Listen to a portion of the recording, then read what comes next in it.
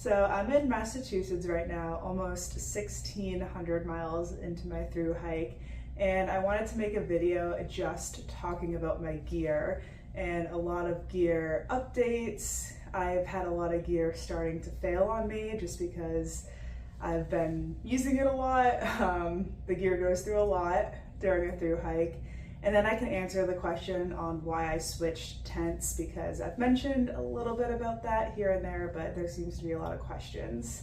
So first, we're just gonna talk about all the gear that's either broken or falling apart and all that. We're gonna start off with my water filter. I have replaced this filter about 2 or 3 times on the trail so far. I love when the water filter's fast, so when it starts to slow down, I splurge and I replace it, but you don't really need to. The thing that's falling apart right now is the bag that came with it. It does have one pinhole, so for the past few days I've had to put my finger on a hole while I filter the water, and that's not ideal. I need to get a new one. All right, I use this compression sack to put my sleeping bag in and all my clothes, and it packs down really small and I can put it in the bottom of my backpack. But the stitching is starting to come out right there. So it's kind of just hanging on by a thread. I think it can last the rest of my through hike. So my sleeping bag got a hole in it one morning when I was unzipping it. It was quite a big hole. The zipper just kind of got stuck on the fabric, and when I tried to take it off, left a big hole in this. It's really thin. I put a piece of Luco tape on it, and it seems to be holding up well. Also, this sleeping bag loses feathers every day. You can kind of notice that. So every morning when I'm packing up camp, there's feathers flying around my tent, but that's not that big of a deal for me. So when I was in Duncan in Pennsylvania, that's when I first started noticing that the bugs were getting bad. So I went into the gear shop and I got DEET. This was, I think, the only bug spray that they had in stock, so I just grabbed it. It was small. I hiked with it for a few months just in the side water bottle pocket of my backpack. That way I could reach back easily while I'm hiking, grab it, spray, and put it back. But for some reason, it became unscrewed when it was in that, and DEET started leaking out and getting over everything that was also in that pocket, especially my tripod. DEET is very powerful. It melts things that it gets on. So this part of the tripod is pretty much still intact, but the clamp that holds my phone, that is not, and I ended up having to throw that away. You saw a few days ago my trail runners fell apart. The sole of the shoe just started flapping down, and if I hiked even 1 more mile on it, it probably would have fallen off. So I went to Sierra Trading Post and I got a pair of Ultra Lone Peak 6s to kind of hold me over, and they were super comfortable to begin with. I've hiked hundreds of miles in Ultra Lone Peaks before, but as I kept going day after day, I noticed that they were just a little bit too big, which was just causing my foot to move around a lot inside the shoe. And I got a few blisters that I never really had before. So I am not going to be using the Ultra Lone Peaks anymore. Okay. A couple of things I can take out of my fanny pack. These Samsung earbuds, I've had this whole through hike. I got a second pair of headphones, which you see me wearing. They're the bone conduction ones, and I haven't worn these really since I've gotten the new headphones, but I've been carrying them. I also think they're water damaged because they went through a wash dry cycle like a week before I set out on the through hike. So really only one of the earbuds works some of the time. So these are going home. I am also getting rid of this digital Bluetooth thermometer. I'm pretty sure it ran out of batteries. I haven't used it in a very long time. It was super nice to have in the beginning of my through hike when it was winter and it was really cold during the nights, because I was always curious how cold it got when I slept. That way I can make sure my sleep system kind of works at certain temperatures. But now that it's hot every night, I just don't really care what temperature it gets to, and I don't really care to check, so I don't need this anymore. So these are my Indingy sock liners, and you can see that it's getting super thin on the bottom. It's probably gonna break open into a hole at any second. Both of the sock liners are like this, so they definitely need replacing soon. My Darn Tough socks. I have 2 pairs of Darn Tough socks. One of the pairs is torn up. This is one of the pairs of my Darn Tough socks. I'm gonna have to wait till after the THRU-HIKE to send them in to get replaced because they are lifetime warranty, but I'm just gonna hopefully hike the trail, the rest of the trail with these. I do have a second pair of Darn Tough socks, and I don't believe these have any holes, so hopefully I'm good on that. These are my tent stakes. When I had a tension tent that used the trekking poles, I needed all of these stakes to set it up, but now that I have a freestanding tent, I only need 3 tent stakes. So I think I'm just gonna take 3 of the super thin, lightweight ones and not carry these anymore. I guess this puffy jacket is also a piece of gear that kind of got damaged. The inside of the puffy jacket, the pocket kind of ripped open and I can see the insulation, but honestly it's been like that since Georgia, so not that big of a deal. This sun hoodie that I've worn every single day for the last month or 2 is probably the piece of gear that I'm most disappointed in. It is totally stained, faded, whatever it is, discolored, and the fabric is actually starting to pill in a lot of different places. So I probably won't be able to wear this much after my THRU-HIKE in normal day-to-day life like I wanted to. I'll probably get another pair just because I love it so much and it's so comfortable to hike in no matter what the temperature is.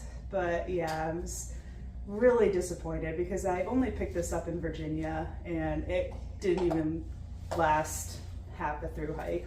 But I will definitely just keep wearing it until I get to Katahdin.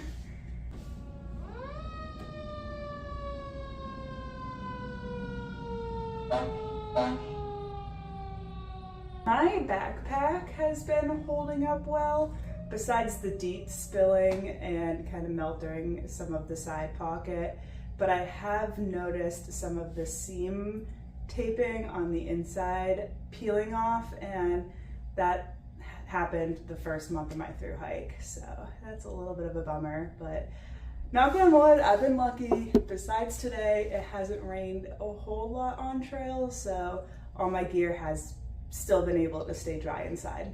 So I don't want to blab about my tent for too long, so I'll kind of get to the point quick. I started my THRU-HIKE with the Z-Packs Plex Solo tent, which is one of the lightest one-person tents on the market. And the reason I started the trail with that is because it is the lightest tent. And starting out on the AT early March, I didn't do any training before the trail. So I really wanted to keep my pack as light as possible to help me in the beginning. Plus, I was also carrying the weight of some extra winter gear to keep me warm. So I didn't want to carry a heavy pack. So I was like, I'm adding some extra gear to keep me warm. I'm gonna keep my pack weight low by taking this super duper light tent. And I enjoyed it. So I slept in the Z-Packs Plex Solo tent dozens of times and I enjoyed it, but I did get to a point where I just started to feel too crammed in that tent. I didn't feel like I had enough headroom and I was just really craving something bigger. Every time I set up the tent, I wasn't that excited about it. I think the Z-Packs Plex Solo tent is great for quick overnight trips, but sleeping in it over and over and over again just wasn't cutting it for me. I was really craving extra headroom. I wanted to sit up, I wanted to organize my gear, I wanted to pack things up, and in the Z-Packs Plexo tent, you really only had good headroom if you were sitting right next to the trekking pole that was holding up the tent. So one night I was just on rei.com and I used the filters and I searched for a freestanding tent, one that was one person, that was lightweight, and I narrowed down the search and I found the Nemo Dragonfly one-person tent. And I didn't read that many reviews, I didn't do that much research, I just kind of bought it and it worked out really well. So besides the extra headroom, I also wanted a freestanding tent because I know from experience the second half of the AT has tons of tent platforms, and I absolutely love tenting on the tent platforms because you're up off the dirt and it's just super level, even, and it's just, I don't know, in my opinion, a great night's sleep. And you can lay out all your gear on the tent platform, nothing really gets that dirty, so I was really looking forward to that. The trekking pole tents you can set up on the tent platforms. I've done it plenty of times, but it takes a long time to kind of figure out and get the pitch right. But with a freestanding tent, you can set it up and just plop it down. You don't really even need tent stakes. I use 3 tent stakes to stake out the rainfly, but that's about it. So it's just super easy. I'm getting later into my through hike, and honestly I'm getting lazier and I don't know, I didn't want to spend the effort trying to get a perfect pitch with the tension trekking pole tent. Especially starting in Pennsylvania when the terrain was getting rockier, the tent stakes weren't going into the ground as easily as they were in the southern states. So I don't have to worry about any of that anymore, and I am super happy with this tent. I haven't noticed much of a difference carrying it on my back. It definitely weighs more because I have to carry this. I also have to carry the tent poles, but I also got rid of a lot of my winter gear, so it kind of balances itself out, and I'm really happy with this decision. I did the same thing on my last through hike. I switched to a semi-freestanding tent last time and I don't regret it at all. So that's all the reasons why I switched my tent. So it's actually a few days later, and as I'm editing the video, I realized I never really finished it. So Chet ended up visiting me in Massachusetts the night that I filmed that video. So all the gear I said I didn't need anymore, he was able to take home. So he took home my tripod, my earbuds, my thermometer, my ultras, and he was able to bring me some new gear. So my new trail runners, my Saucony Peregrine 12s, I had bought multiple pairs of those a few months ago when they went on sale. So I have my Sauconys back and they're so comfortable. He also brought me a new bag for my water filter, which is this 0.6 liter bag, which honestly is a little bit small, but it's working for now. I did order another 1 liter bag on Amazon and it is getting shipped to my house. So when I take a 0 day at home coming up soon, I will be able to get that back. Chet also did bring an extra tripod for me to use, but it was just a little bit too small. My phone is really big and the clamp wasn't really working. So right now I'm going without a tripod, but I think I'm still getting some cool shots and being creative, propping my phone against some rocks. So that's working for now, but maybe I'll try to get another tripod on my next 0 day. So that's gonna do it for this video. Just some gear updates, the big question on why I switched my tent, the gear that's kind of falling apart, and what I needed to switch out. I love talking about gear, so I'm happy to update you guys on everything. Tomorrow I am back on trail. I am hiking down off of Mount Greylock with a special appearance from my dog, and also tomorrow I enter Vermont. So stay tuned for that video and I'll see you then. Bye.